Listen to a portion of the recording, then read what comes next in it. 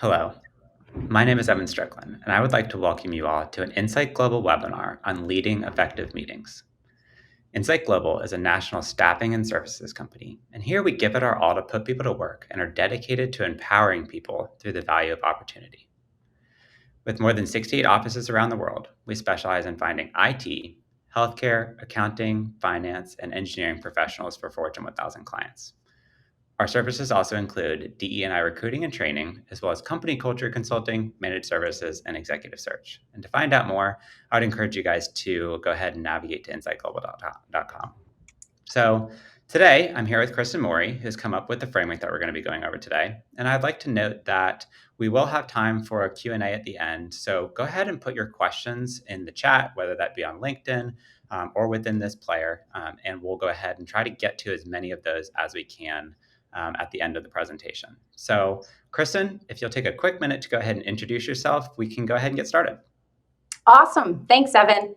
Hi, everyone. I'm Kristin Morey with Insight Global, and welcome to Leading Effective Meetings. Thank you so much for not only finding, but also making the time to delve into one of my favorite work topics today. If you're wondering why me, why this topic, let's just say I'm super passionate about leading effective work meetings. Professionally, I bring decades work experience as a software trainer and consultant, a business analyst, a project program manager, and now a portfolio manager. I'm trained how to lead specific IT type meetings, every meeting type for waterfall agile project delivery, and I've led multi-day workshops year over year with C and SVP level resources, which resulted in multi-year strategic portfolio roadmaps. Along the way, I've read many a how to lead a meeting book, and humbly, I've learned what not to do too. So don't let my mistakes be yours. Now, let's get to the topic of the day, the why you're here. We'll cover what to do before, during, and after a meeting when you're the facilitator. And then a bonus slide for tips when you're a meeting participant. And as Evan shared, we'll leave time for Q&A. So track your questions along the way, and please do ask your questions. Your voice matters. Why should our meetings be effective? This data doesn't lie. Take a look at these stats. Nearly all of us working salaried jobs in corporate America are in work-related meetings at least 1/3 of a work week. If you're 100% virtual, then make that more like 50 to 75% of a work week, or even higher. Imagine if we're multitasking or distracted while in the meeting. Own it. You've seen somebody on their device, they're on their laptop, their phone, their watch, right? Well, then they're not fully paying attention. This results in someone asking another person to repeat the question just asked of them. And yes, that equals time lost, time wasted, or the exact opposite of effective. Maybe this simple math will help you. The true cost of an hour-long ineffective meeting. Take the number of people in a meeting, let's say 10, and multiply that by meeting length. Let's say 1 hour. Pretty easy math, right? That's 10 hours, or the equivalent of one person's traditional 8-hour workday. Can you afford losing one person's entire workday of productivity? Or did you accept the invite simply because you were invited? That's you being respectful, right? But if there's no agenda or clear meeting purpose, how do you know that you're needed? Or how will you arrive prepared to attend the meeting? That, my friends, is an opportunity cost to your company's bottom line. Said differently, we should want our meetings to be focused, effective, and results-oriented. Now, how do we do that? Before the meeting, if you're leading the meeting, then you must know the why. Write it down. What is your meeting purpose or goal? If you don't have one, ask yourselves, when the meeting ends, what will success look like? When meeting attendees leave the meeting, what are they saying, thinking, doing differently? Or it's as simple as what key decisions should your meeting answer? If you've got nothing, then ask yourself, is a meeting needed?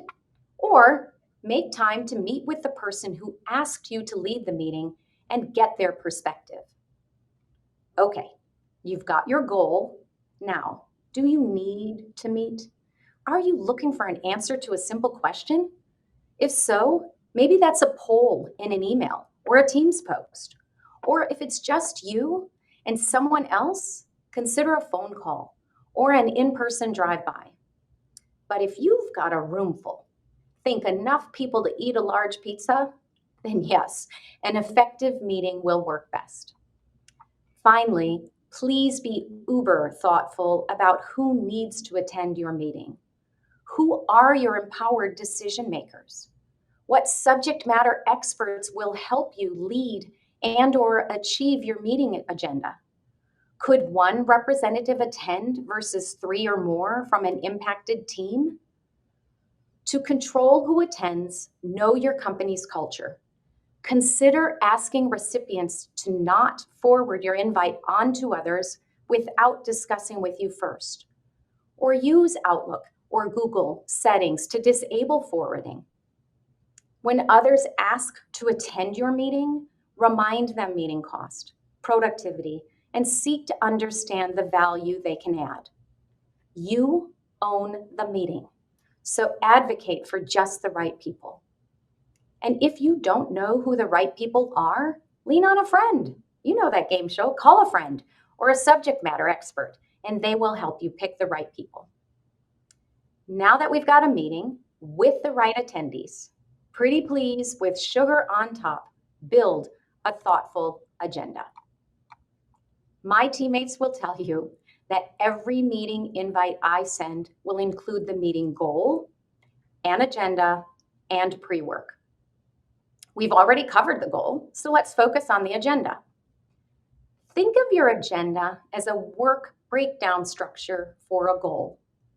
It should have a beginning, a middle, and an end, or the questions you want answered.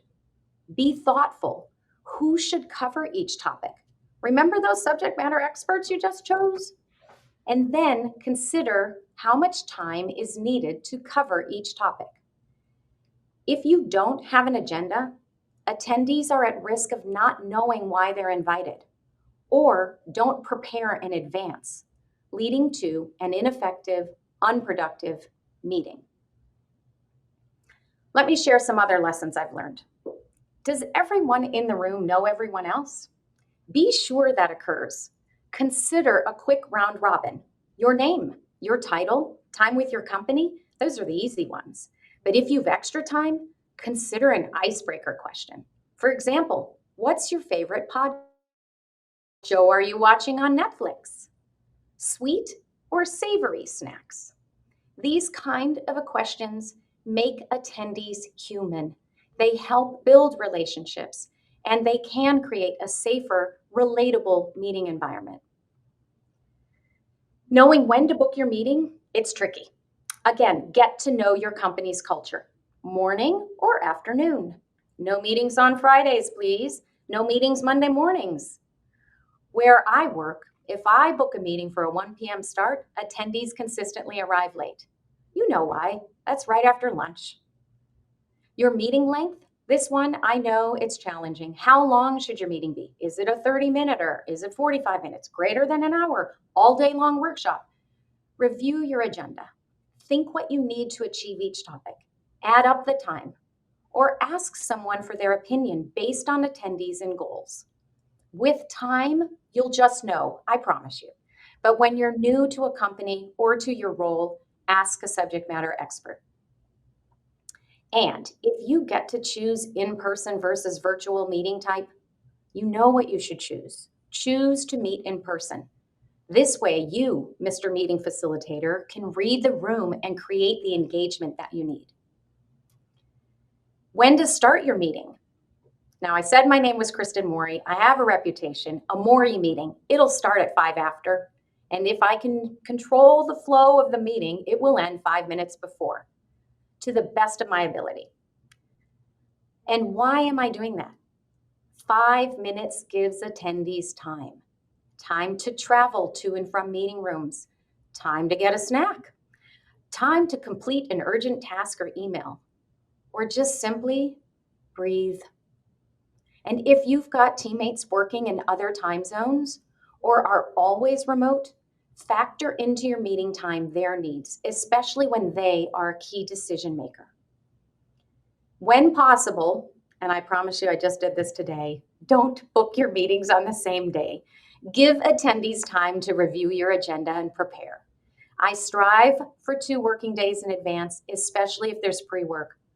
Honor your company's culture here. People may be busy and have full calendars. Give them the time they need to arrive ready. And finally, these last 2 on here, they go hand in hand. Consider pre-work, not only so attendees come with the right mindset, but also to decrease meeting length. For example, add a pre-read or ask them to complete a shared sheet. And be sure your attendees have what they need in the room and on the calendar to ensure participation. Attachments, shared sheets, Post-its, pens, whatever it takes. Okay, it's your day you've been waiting for, your meeting day. Webster Dictionary defines effective as being successful in producing a desired or intended result. We can do this. Let's review these tips. Start on time. You get to. You built in your travel time to your meeting start. If key decision makers aren't present, take a moment to confirm they can attend. Or survey your meeting attendees. Is it okay to start without those key decision makers? Review your meeting agenda, goal. Make sure attendees get why they're in the room and promote their asking questions before you get started. Maybe others in the room have the same questions. Or like I've learned, maybe the agenda and the way I composed it was not going to achieve the result I hoped for. The meeting you're facilitating is now everyone's who are in the room. So listen to your teammates. Stay on track. Are attendees' questions taking the meeting off track? Suggest to park the topic or ask everyone in the room if the topic is more important than the agenda flow and needs addressing. Get their consensus. Create a safe place. Give everyone a voice. You know them, they're in the room, the quiet one, the distracted one, the ones who are virtual. Engage them and seek their input. Silence does not always mean acceptance. Is there conflict in the room, you say? Resolve it. Someone's not on mute when they should be? Perfect time to open a bag of potato chips, right? Wrong. Address it. You're the facilitator. It's your meeting. Own the room. Resolve with respect. And finally, it's a wrap. That's my way of saying, please leave time at the end of your meeting to summarize the content. Agree key points, review action items, and make sure everyone is clear with next steps. Okay, you did it. You led an effective meeting. Now what? What better way to commemorate your meeting than by documenting and sharing key takeaways and action items with your meeting attendees? You're not a detailed note taker? Ask someone. They can help you. And then at a bare minimum, capture the key decisions.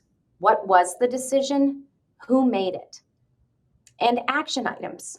Who will do what by when? I know it's simple, but please don't assume that everyone in the room is ready and will own getting their action item done on time. Finally, strive to get your notes out within 1 working day following the meeting. And be sure these notes are accessible in a shared location, especially if your meeting is related to a project that may be audited. That's essentially it. What to do before, during, and after a meeting. But to be super duper certain our meetings are effective, here's one more takeaway when you're the meeting participant. I've broken this down into do's and don'ts. Please arrive on time and honor others' voices and their diversity of thought. And when you're in the room, ask for a recap, making sure that key decisions and action items are understood, especially yours. But don't accept an invite just because you received one. Is there an agenda? Are you the right person to attend? What value will you add? If there's none, decline with a reason respectfully. Or reach out to the meeting lead before you decline and say, hey, I see you added me to your invite. How can I be of help? Don't be dysfunctional. Don't multitask. Don't take the meeting off track. You know when you're being fully present. So do that instead. And don't leave the room without having shared your perspective. The worst thing you can do is leave a meeting and then reach out to the meeting leader with your questions. Find your voice. Honor your voice. Trust me, someone else in the room had the exact same question as you. So let's commit to setting a few meeting goals for the next month. Be sure your meeting, the ones you're leading, include a meeting goal. Include a purposeful agenda. Start and end with time to travel, snack, breathe, so that everyone can get to their next meeting on time. And make sure those meetings you're leading are followed up with key takeaways and action items. Before we get into your questions, hint, hint, thank you so very much for being here. I am humbled, honestly, for the gift of your time. Now, Evan, what questions have we got? Awesome. Thanks, Kristin. So, first question is, what is the best way to let existing meeting members know that they're not necessarily needed in a meeting without making them feel unimportant? So, say there's somebody that's already on the invite, is kind of what this is sounding like. How do we get them off without making them feel unimportant? Well, if the meeting hasn't already started, because that would be very, very tricky, Evan, but if the meeting hasn't already started, the meeting facilitator reserves the right to reach out, ask what they had hoped to bring to the meeting, like present the agenda, talk about the meeting length, honor if that person has the time and the bandwidth to participate, and then also share who the other attendees were who were invited to the meeting initially and asked to be there, and just reiterate that there is a cost to that meeting. Do you need to attend, or can so-and-so be your delegate instead? Gotcha. Okay, second question. What expectations should be set for a meeting other than the agenda topics? Well, I have heard this called the guiding principles, like cell phones on, off, laptops closed, open. Know the room, know when a meeting, if you've arrived late and the meeting's going to start, we're going to start, we're going to end on time. Please don't ask for a recording if you're not going to listen to it. Those are all over the place. And part of it is knowing your culture, but if it's not part of your culture or if you're new to it, then it's beneficial for you to share that. And if you've got a pre-read, make sure you share it. In your calendar invite, if you've got your goal, your agenda, share, hey, here's how we're going to run this meeting. Here are the guidelines that I'd like you to pay attention to, please, when you're in the meeting. Gotcha. And then this next question is around participation with the meetings. But how do you handle situations when you've been asked to run a meeting and are not getting the participation you're looking for? And so how do you help facilitate that? I'm laughing only because if people are in a meeting with me, they know that I am frustrated, perhaps. I think that's the word of the day. And I will convert to my teacher voice and I will own it. I think what we have to understand is that when we're in that meeting, and we've talked about this at the very beginning, that's productive time. So we're not going to hurt somebody's feelings. If we're not getting what we need, Evan, I came to the meeting with this question. Can you help me get there? What am I missing? What do I not understand? What could I be doing differently? It makes you very vulnerable. I understand that. But at the very same point in time, you came into that meeting. That's your time together. We know the cost of a meeting now. We talked about it. That is our meeting. Together, we can work on it. Gotcha. I hope that makes sense. It relies on a person, right? I use self-deprecating humor. I call somebody out with respect, ask them for their help. We're all in it together. Got it. And then do you have any tips on getting people to do the pre-work for meetings? I'm still working to get people to read my calendar invites. So normally when I kick off a project and I'm project managing something, I will let everybody know how I build an invite and make them look at that invite so that they see the structure, they're used to it. I also modify the subject header when I am following up with a meeting invite and let people know that the pre-work has been added to not only decrease our meeting time, but also to help them come to the meeting with the right mindset. So I'm actively engaging with meeting attendees a day in advance, reminding them. Something else that I didn't talk about, but I'm sure it'll come up in questions is, hey, if you can't attend the meeting, decline with a reason. Let somebody know. You might be the key person that we needed. So not declining, not accepting, not communicating to the facilitator, those are also no-nos. Please don't do that. Please help your meeting facilitator ensure that you're going to have a successful, productive meeting. Gotcha. And then kind of going along with being a meeting facilitator, what happens when you have either people that are too quiet on a meeting that you would like to hear more from, say they're subject matter experts, and you know that they need to have their voice heard, but they're not being able or they can't, or when you have people that are on your meeting and are disagreeing and can't seem to come to an agreement on a specific topic? Okay, let me take the quiet one first and then keep me on point to do the disagreeing. Quiet one. There are many times in a room when I will say, hey, you all, we're in the room, but there are 5 people virtually present and they haven't had a chance to talk. And I will stop the meeting and I will then say someone's name. Hey, Vince, help me out. What haven't I asked? Is this making sense? Is this resonating? So yes, no questions. And then calling that person out, respectfully, of course.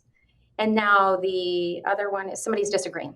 Okay, disagreeing is my favorite. I know that people have challenges with conflict, and that's candor, and it's difficult. It's not for me. Maybe I'm a Wisconsinite. I was raised directly to be direct. I'm not sure what it is, but normally what I do is seek to understand. Evan, I hear you saying this. It sounds like you're not in agreement. Help me understand. You're smarter than me. And that way I am humbly asking, and I'm also elevating you. I've used your name. Everybody loves to hear their name. I've acknowledged that you have an opinion. You're going to love that. And then once that happens, hopefully they're knowing humbly, I don't have the answer. I need you to have the answer. Let's work on this together. Gotcha.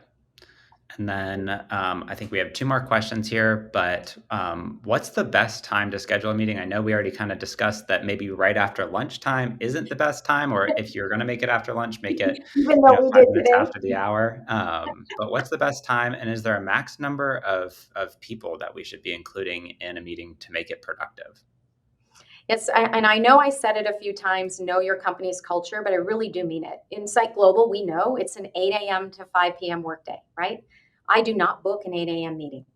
My meetings will start either at 8:30 at the earliest or 9.